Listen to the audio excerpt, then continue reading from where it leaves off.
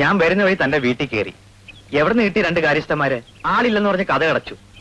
ആരാ എന്താ ഒന്ന് അന്വേഷിക്കണ്ടേ?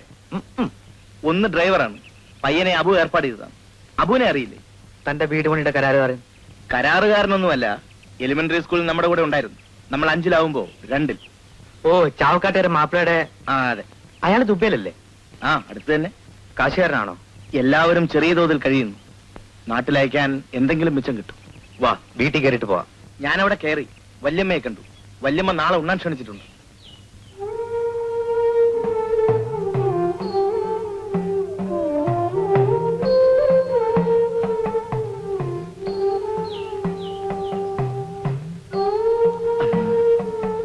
അന്ന് ഗോപി സ്ഥലത്തുണ്ടായിരുന്നു. പോലീസ്, ഇൻക്വസ്റ്റ്, അവരുടെ കുറെ ഫോർമാലിറ്റീസ് ഉണ്ടല്ലോ. ഡെഡ് ബോഡി അധികം വെച്ച് താമസിപ്പിക്കാതെ ഞാൻ തന്നെ വേണ്ടതൊക്കെ ചെയ്തു.